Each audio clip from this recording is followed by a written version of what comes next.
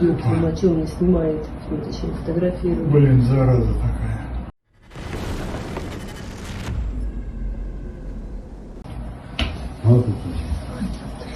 In Железногорsk, Kursk region, drone debris fell onto a traffic roundabout. Ёлки, а чё он не снимает? Вытащил, фотографирует. Блин, зараза такая. Глянь, осколки летят. Это, наверное, бак, бензобак.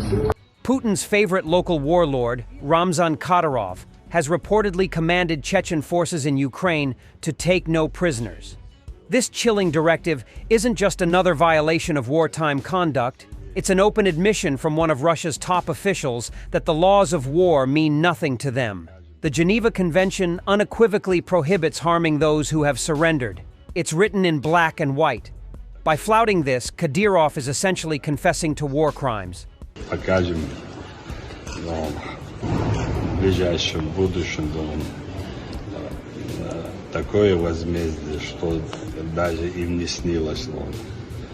И мы с нами шутить не позволим. Я сегодня дал всем командирам, которые находятся на передовой, не брать плен, уничтожать и усилить борьбу еще более 100%, чтобы понимали, как чеченцы еще могут дополнить свои военные возможности. Unknown drones attacked the Russian Special Forces University in Gudermes, Chechnya, around 6:30 a.m. of Tuesday. The incident was reported by the Kremlin's envoy in Chechnya, Ramzan Kadyrov. The attack, which was the first recorded drone attack on Chechen territory, resulted in a minor fire. As a result of the drone strike, the roof of an empty building on the grounds of the Russian Special Forces University caught fire. There were no casualties or injuries. The fire has been extinguished, Kadyrov wrote on his Telegram channel.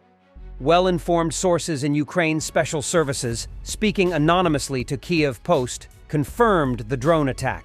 However, they suggested that it was likely carried out by Dagestanis targeting Putin's Russian Special Forces University, adding that this could be a continuation of a previous confrontation with Kadyrov's forces. Under Ramzan Kadyrov's leadership, Chechnya holds a special relationship with Putin's Kremlin, giving the republic significant influence in the North Caucasus. Kadyrov's growing influence often causes discontent in neighboring Dagestan, where local authorities strive to maintain their own positions. Kadyrov has repeatedly expressed his desire to expand his influence over other republics, particularly Dagestan, exacerbating ethnic and political tensions in the region. Additionally, the head of Ukraine's Center for Countering Disinformation, Andriy Kovalenko, confirmed the attack on Kadyrov's Special Forces University in Chechnya. The Russian Special Forces University in Gudermes, Chechnya, is a large complex consisting of 95 buildings and facilities. The university offers a wide range of training programs, including firearms training, tactical and special operations, airborne and mountain operations, as well as courses for security personnel and military journalists. According to Russian media reports, since the start of the large-scale invasion of Ukraine, more than 19,000 volunteers have reportedly been trained at the university's facilities. Tourniquets issued to Russian soldiers as part of the standard first aid kit issued by the Russian Ministry of Defense are of such poor quality that they have been dubbed a good way to die quickly. Soldiers are now being urged to replace them with almost anything else. The Doctors You Are Not Alone Telegram channel, which represents volunteers working to improve medical care on the Russian front lines, has issued an urgent appeal to soldiers and the MOD to get rid of the standard Svetlina tourniquet, which has multiple problems. A video showing the tourniquet being tested shows it snapping when used. Doctors You Are Not Alone has replicated the same problems through independent testing. It concludes, "This is not a combat tourniquet, but a complete mess, affecting all of them, not just one batch. And if you were to pick words, then it's absolute crap. We haven't seen worse tourniquets for a long time. Even cheap Chinese ones are usually better." The sum of the two videos, the buckle broke, the strap broke, the horns broke, the marking strip has come off. The channel urges the Ministry of Defense and the Russian National Guard to get rid of the tourniquets, identify who was responsible for approving their use, and publicly disclose the requirements for military acceptance of tourniquets. It also demands that the manufacturer recalls them all from sale and distribution, and to calculate how many tourniquets you have already installed for standard first aid kits, multiply by the probability of their use, and understand how many people you have killed. Doctors, you are not alone, is not exaggerating about the impact of tourniquets on casualty figures. The head of the Kalashnikov Center for Tactical Medicine, Artem Katulin, says that a third of amputations during the war have been due to improper tourniquet application. Katulin says that more than half of the Russian soldiers who have died in Ukraine lost their lives because of improperly provided medical care.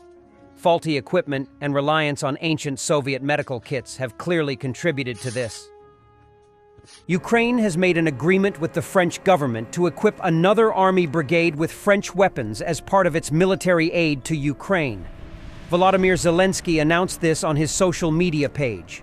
The third year of the full-scale war is underway, and our soldiers on the front line need to restore their strength. Therefore, we are urgently working to equip our brigades. We are already cooperating to that end. France has equipped one brigade, and we have an agreement to prepare and equip another one, he said.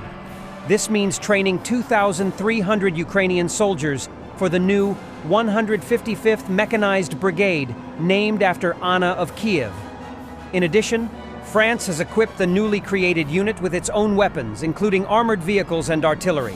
According to the president, another unnamed brigade will receive the same equipment. This is likely to be one of the 160th brigades that started to form this August. We invite allies to join us in creating Scandinavian brigades to demonstrate your continued commitment to the defense of Europe, Zelensky added. In this way, he offered to support the previously proposed Northern Brigade project, which involved Scandinavian countries training and equipping a Ukrainian battalion. In September, Zelensky said that the country needed to equip 14 new brigades with Western weapons, but the pace of equipment supply did not allow this. This is happening quite slowly. We have not equipped even 4 brigades out of this package, the president stated. As a reminder, as part of the large May military aid package, Sweden agreed to transfer its entire fleet of Pantsir-S 302 tracked armored personnel carriers, which could reach as many as 200 units. At the same time, Denmark announced the purchase of Ukrainian-made weapons for the defense forces, totaling $600 million. Earlier, the country had already purchased 18 2C-22 Badana-wheeled howitzers in this manner.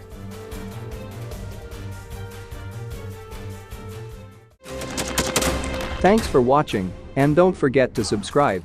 Also, if you want to support Warthog Defense, please become our member and get early access to new videos, exclusive members-only videos, and become administrator in comment section.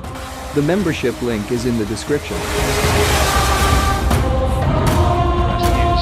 Every day. We had a guy last week, it's 6 rescues in 6 days. You know, he's doing the job every day.